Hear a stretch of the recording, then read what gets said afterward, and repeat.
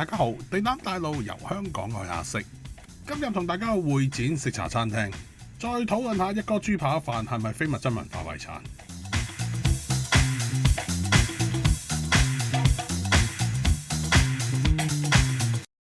今日去會展參與活動，就有少少肚餓，想食個下午茶。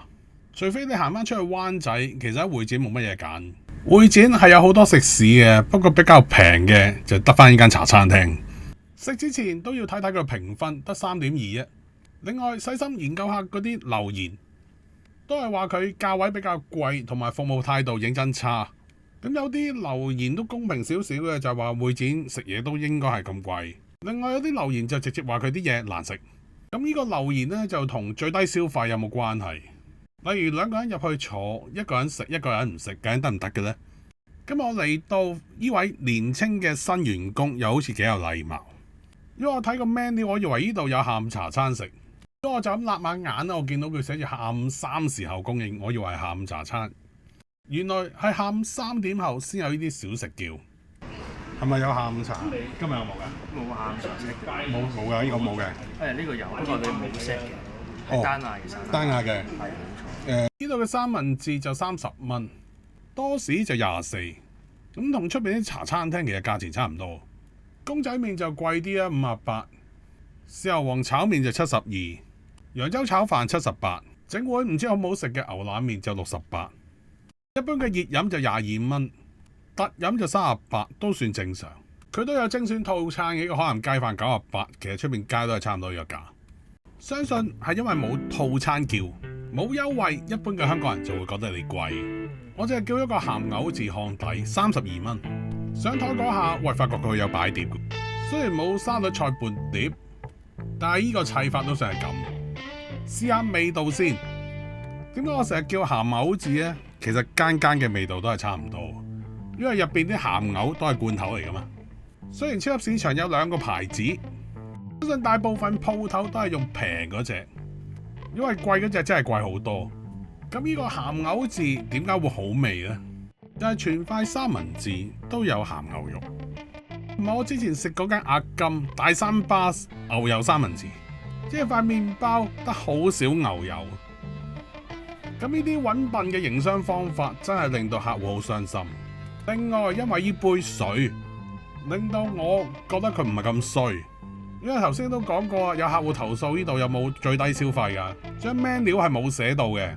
但係當我落完 order 或者係食一個32蚊嘅漢底鹹牛字，冇另外叫嘢飲，個 waiter 轉頭都俾咗杯熱水我飲，唔會因為你係 cheap 客而歧視你，等你連水都冇得飲，或者特登唔俾一杯水你，等你口乾逼你去叫嘢飲。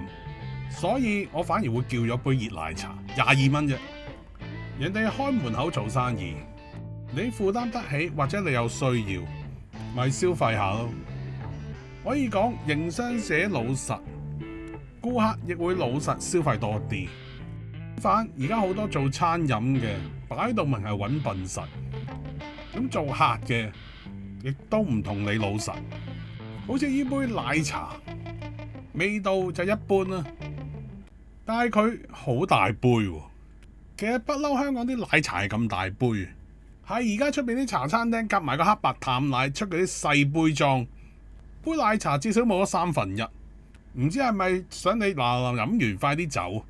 依家喺會展嘅茶餐廳，我就淨係食咗個鹹牛字啫，味道都算 OK，冇差嗌。你可能覺得佢貴，但係而家喺出邊嘅茶餐廳，你唔嗌餐炒碟嘢都要70幾蚊嘅喎，飲杯嘢都真係要20零蚊嘅喎。所以貴唔貴唔係話你食唔食得起，反而係你個頭腦夠唔夠清醒。唔好因為貪優惠就做豬頭炳。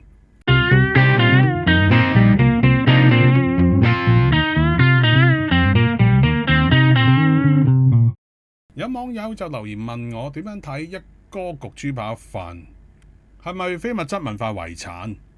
咁我舊年呢，就參加咗非物質文化遺產嘅一個課程。就學習製作呢個本地圍頭麒麟同埋佢嘅文化。紮作包括紮、撲、寫、裝，咁我而家畫緊麒麟上面嘅花紋呢，就係叫做寫，當中係有好多技巧，入邊仲有好多典故或者傳統留落嚟嘅規矩。就算我哋講麒麟，都有圍頭麒麟、客家麒麟，點樣去分呢？亦都要好仔細同埋好清楚。雖然焗豬扒飯可以話係香港人發明，但係佢算唔算係香港人一種文化？佢有幾代表性？我哋所講嘅文化係普羅嘅文化，定係高深嘅文化？即係你同一個外國人介紹你嘅文化，你可以感到自豪。一碟難食嘅焗豬扒飯，你點樣推廣俾啲遊客呢？我而家食緊呢個雖然唔係焗豬扒飯，但係我可以同大家講，呢個魚柳除咗就脆卜卜之外，佢係冇魚味。另外再同大家試下呢個大家樂嘅30蚊叉燒，份量係 OK 嘅，都係叫抵食，質感都柔軟嘅，可以話係翻新作。但係佢又只係指定時間先有得賣，咁即係咩啊？可能係良心發現啦，或者係做緊用戶研究，啲客究竟係 buy 實際嘅味道，定係 buy 你嘅噱頭咧？或者係想用呢個30蚊嘅靚少少嘅叉燒吸引翻啲客，俾翻啲信心俾啲客。但係同時間亦都有啲劣食，好似呢個白汁雞柳飯，我相信餵白鴿啲白鴿都唔食。就算你買30蚊一盒嘅兩餸飯，都唔會咁差。客戶係會用腳去投票。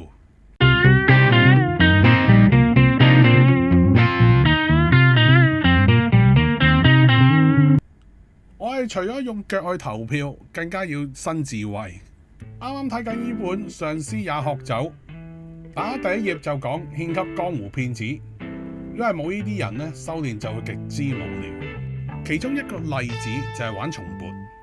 咁我同你都唔係西藏人，但係我哋成日會幻想啲西藏人係成日玩松缽。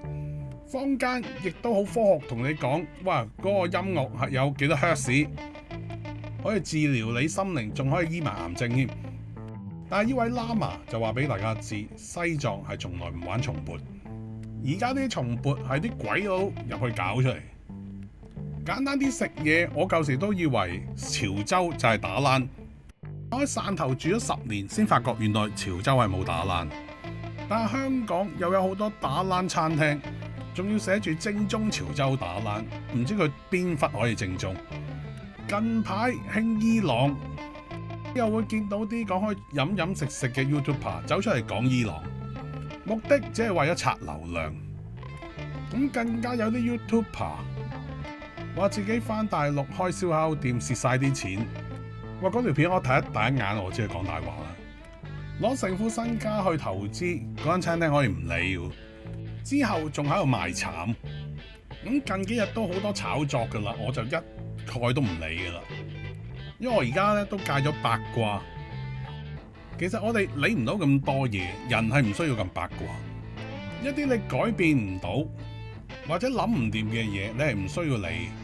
就算你都理唔到，人哋增產關你咩事？人哋分手又關你咩事？我呢個 channel 都係關心下我係點樣食到啲好嘢嘅啫。中意呢個 channel 同大家捐窿捐罅，發掘下各區嘅飲食文化，記得 like、share 同埋 subscribe 呢個 channel。呢條片講咁多，拜拜。